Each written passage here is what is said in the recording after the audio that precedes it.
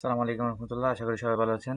তো আজকে আমি একটা আপনাদের মাঝে নতুন ভিডিও নিয়ে হাজির হয়েছি। সেটা হলো আমাদের প্লে কনসোলগুলো কেন টার্মিনেট হয়ে যায় সেই বিষয় নিয়ে কিছু আলোচনা করব। তো আমি দীর্ঘদিনের এক্সপিরিয়েন্স, আমি নিজের অ্যাকাউন্ট তৈরি করছি এবং আদার্স ক্লায়েন্টের অনেক অ্যাকাউন্ট তৈরি করার সুযোগ হয়েছে। ফাইবারে আমার গিগ আছে অ্যাকাউন্ট তৈরি করে নিয়ে। তো মোটামুটি আলহামদুলিল্লাহ অনেক অ্যাকাউন্ট তৈরি করছি আমি, মানে তৈরি করে দিছি আর কি আরেকজনদেরকে। তো তাদের প্রিভিয়াস যে অ্যাকাউন্টগুলো ছিল সেগুলো কেন টার্মিনেট হয়েছে সেই বিষয়গুলো আমি এখানে তুলে ধরবো। ঠিক আছে? তো আশা করি আপনাদের বিষয়গুলো জানেন আপনারা সবাই। তারপরও কিছু কিছু বিষয় আছে নতুনাদি আমার যেটা মনে হইলো, তো সেই বিষয়গুলো আমি এখানে তুলে দিলাম। এই বিষয়গুলো আপনারা সতর্ক থাকলে আশা করি আপনাদের প্লে কনসোলে কোনো সমস্যা হবে না। তো চলেন শুরু করি। আমাদের প্রথম আছে মাল্টিপল অ্যাকাউন্ট।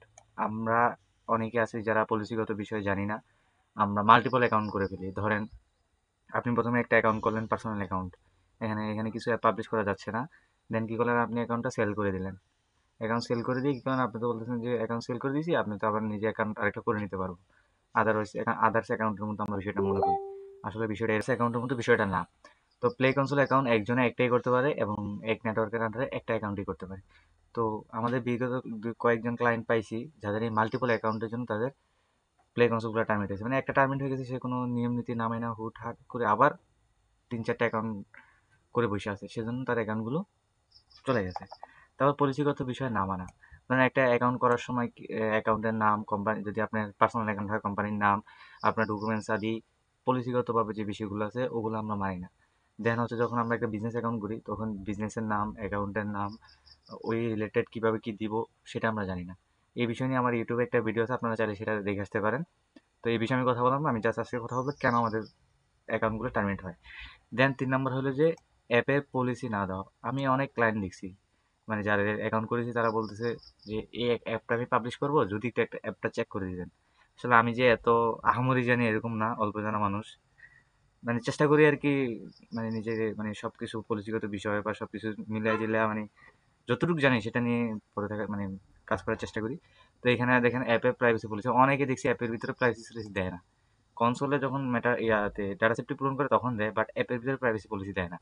তো আমার কথা হচ্ছে যখন আমরা অ্যাপে লগইন ফিচার না দিব, তাও অ্যাপের হয় ডু অ্যালাউড বা কোথাও যে কোনো কোথাও আমরা অ্যাপের ভিতরেই প্রাইভেসি পলিসি নামে একটা দিব, ওইখানে ক্লিক করলে যাতে প্রাইভেসি পলিসি দেখতে পারে। আর যদি অ্যাপে লগইন ফিচার থাকে তাহলে তো অবশ্যই সেটা লগইন ফিচার যখন লগ ইন করবে তার নিচে দিয়ে আমরা কন্টিনিউ করার আগে প্রাইভেসি পলিসি তো অবশ্যই এখানে মেনশন করে দিতে হবে। তারপর আসলে পাবলিক নেটওয়ার্কে কনসেন্ট লগ ইন করা খুব মজার বিষয় হলো, আমি এই ফিনল্যান্ডের একটা ক্লায়েন্টের অ্যাকাউন্ট করতেছিলাম। তো ওনার একটা অ্যাকাউন্ট ছিল বিগত, ওইটাও বিজনেস অ্যাকাউন্ট, পরে যেটা করছি সেটাও বিজনেস অ্যাকাউন্ট করে দিয়েছি আমি। তো প্রথম অ্যাকাউন্টটা ওনার চলে যায় হচ্ছে, উনি একটা ক্যাফেটেরিয়াতে আইসা ওনার অ্যাকাউন্টটা লগ ইন করে। ওই লগ ইন করার 2 দিন পরে অ্যাকাউন্টটা ওনার টার্মিনেট হয়ে যায়। আসলে প্লে কনসোল হচ্ছে যে অনেক সেফটিগত একটা বিষয়। বিশেষ করে যাদের পিসিতে অ্যাকাউন্ট আছে তারা চিন্তা করবেন যে এই পিসিতে অন্য কোনো নেটওয়ার্ক কানেকশন না করার জন্য, বা এই নিজের নেটওয়ার্কের বাইরে পিসিটা অন্য কোনো নেটওয়ার্কে লগ ইন করার তো কোনো দরকার নেই। যদি দেখা যায় আপনার যে এতই প্রয়োজন হচ্ছে যে অ্যাপস দেখা, তাহলে আপনি প্লে স্টোরে ঢুকে সার্চ দিয়ে দেখতে পারেন যে আপনার অ্যাপসগুলো আছে কিনা বা কী হাল অবস্থা, ডাউনলোড কেমন সেটা দেখতে পারেন। আর আপনি তো আহামরি এতদিনের জন্য যে কনসোলে ঢুকতে পারতেছেন না, বিষয়টা এরকম না। তো এই পাবলিক নেটওয়ার্ক থেকে আমাদের দূরে থাকতে হবে এবং আপনার যে রাউটার, চিন্তা করবেন যে আপনার রাউটারে যাতে অন্য কেউ কনসোল না খুলেও কনসোল লগ ইন না করে সে বিষয়টা খেয়াল রাখবেন। যেমন আপনার আমাদের দেশে এমন এমন জায়গা আছে যেখানে প্রতি ঘরে ঘরে দেখলাম কনসোল বা ডেভেলপার আছে, এবং আমি তাদের সাথেও এইগুলো নিয়ে কাজ করছি। তো ওনাদের এই বিষয়টার কারণে ওনাদের শুধু শুধু মানে পাশের বাসা এক বাসা, তারপরের বাসাটাই আরেকজনের আর কি। তো এই বাসাতে ধরেন এই বাসাতে কনসোল করছে, দেন পরের বাসাতে আরেকজন কনসোল করছে, তো এই কারণে ম্যাচ করার কারণে তাদের কনসোলগুলো টার্মিনেট করে দিচ্ছে। তো আমরা এই বিষয়গুলো খেয়াল রাখবো যাতে পাবলিক নেটওয়ার্কে আমাদের কনসোল কখনো লগ ইন না করি। আর যাদের ধরেন পিসিতে আপনার কনসোল টার্মিনেট হয়েছে, আপনার মোবাইল দিয়ে করছেন এবং মোবাইলের যাতে কোনো ইন্টারনেট পিসিতে কানেক্ট না হয়, পিসির ইন্টারনেট যাতে মোবাইলে কানেক্ট না হয়, এই বিষয়গুলো আমাদের খেয়াল রাখতে হবে। তারপর অন্যের অ্যাপ নিজের কনসোলে পাবলিশ করা, এটা হচ্ছে মারাত্মক অপরাধ। এটা অপরাধ বলতে দেখেছে উনি একটা অ্যাপ তৈরি করতে পারছে, অনেককে একটা কনসোল খুলতে পারে না যে অ্যাপটা তৈরি পাবলিশ করার জন্য, তাহলে অবশ্যই ডাউট আছে। অনেকে চিন্তা করে যে আগে অন্যের কনসোলে একটা পাবলিশ করে দেখি, যদি প্রপারলি পাবলিশ হয় তাহলে নিজের অ্যাকাউন্টে পাবলিশ করবো, মানে কি নিজের অ্যাকাউন্টে রিস্ক নিতে চায় না। তাহলে ওর অ্যাকাউন্টে অবশ্যই কোনো সমস্যা আছে যেহেতু আর রিস্ক নিতে চাচ্ছে না।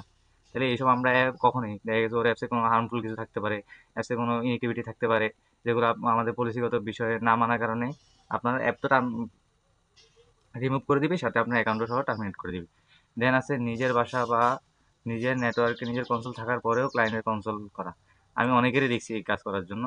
যারা কি করে নিজের পিসিতে অলরেডি একটা কনসোল আছে, এবং আমার যে ফাইবারে গিগ আছে ওই তখন কিন্তু ক্লায়েন্ট আমাকে নক দেয় যে আমি আপনাকে ডকুমেন্ট দিয়ে দিব, আপনার পিসিতে করে দিবেন।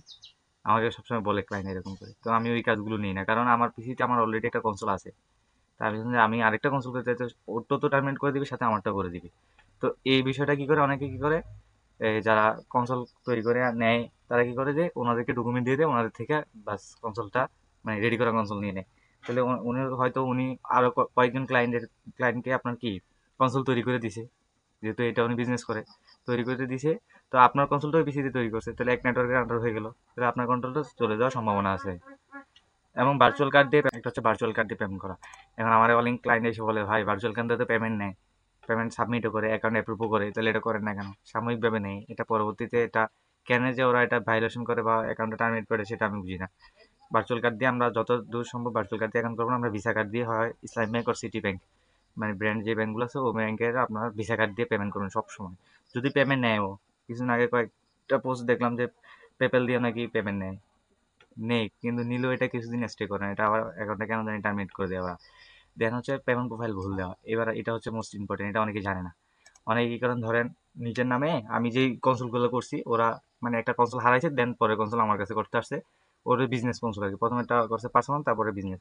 তো ধরেন যে ডেভেলপার তার কনসোলটা হারাই গেছে, এখন ওগুলো ফ্যামিলি কারো দিয়ে একটা কনসোল করে, ধরেন সাপোজ আমার কনসোল আগেরটা লস হয়ে গেছে, এখন আমি আমার আম্মার সব ডিটেলস দিয়ে আমি কনসোল করতেছি। এখন আমার ট্রেড লাইসেন্স, আপনার নাম্বারে সব কিছু ডান্স নাম্বার নিলাম, নেওয়ার পরে ট্রেড লাইসেন্স টিন বিন সব করার পরে দেন কি করলাম, কার্ড। এখন কার্ডে আছে কি, এই আমার কার্ড বা যে কার্ড আমি কনসোলে কখনো ইউজ করিনি, ওই কার্ড দিয়ে আমি পেমেন্ট করলাম। এখন ব্যাংকের অ্যাকাউন্টের সব তথ্য দিলাম একই।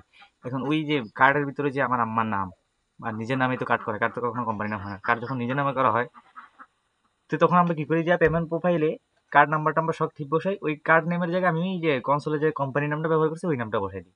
অনেকে এটা ভুল করে, এবং এই ভুলটার জন্যই পরবর্তীতে পেমেন্ট প্রোফাইলের জন্য অ্যাকাউন্টগুলো টার্মিনেট হয় একদম।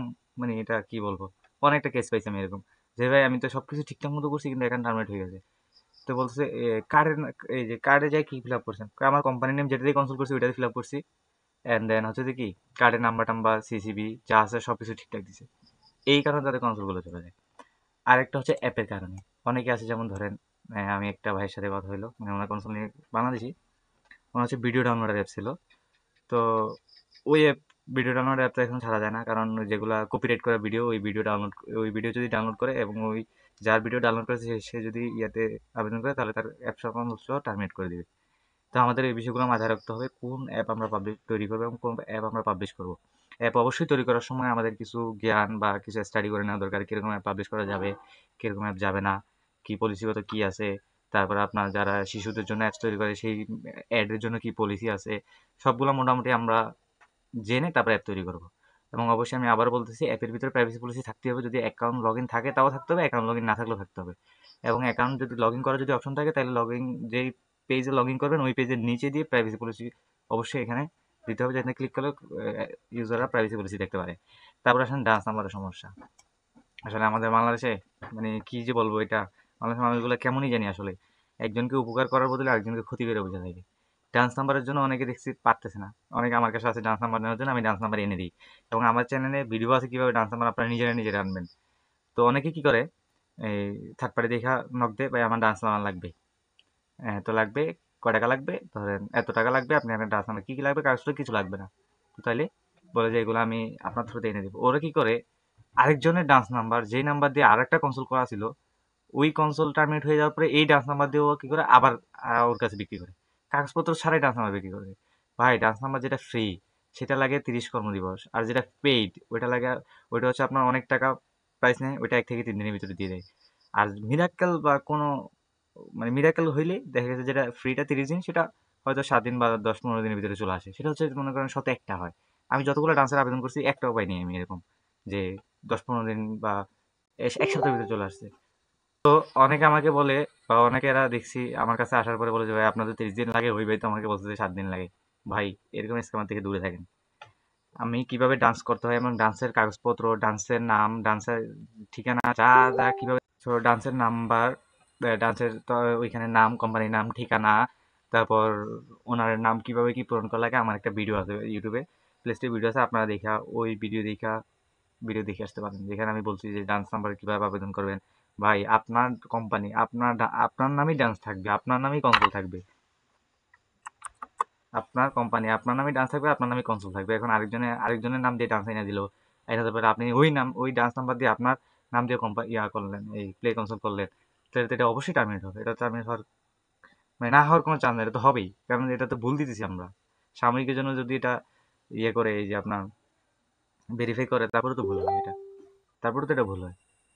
তো এই বিষয়গুলো আমাদের মাথায় রাখতে হবে। আর বিশেষ করে যে কেসটা আমি সবচেয়ে পাইলাম, হর হামেশা অ্যাকাউন্ট করা, এই হামেশা অ্যাকাউন্ট থেকে আমাদেরকে বিরত থাকতে হবে। তো আশা করি বিষয়টা বুঝতে পারছেন। আর যদি কারো কোনো মতামত থাকে কমেন্ট বক্সে জানাতে পারেন। আসলে আমি অল্প জানা মানুষ, আমি জাস্ট যেগুলো আমি যে সময় মানে কেস স্টাডিগুলো পাইলাম, যাদের অ্যাকাউন্ট আমি করেছি তাদের অ্যাকাউন্টে আর কি কেন অ্যাকাউন্টগুলো টার্মিনেট হয়েছে সেই বিষয়গুলো একটু তুলে ধরলাম আমি। তো ভালো লাগলে ভিডিওটা অবশ্যই শেয়ার করবেন, কমেন্ট করবেন, আর চ্যানেলটা সাবস্ক্রাইব করে পাশে থাকবেন। দেখা হচ্ছে অন্য কোনো ভিডিওতে। ভালো থাকবেন সবাই। আসসালামু আলাইকুম।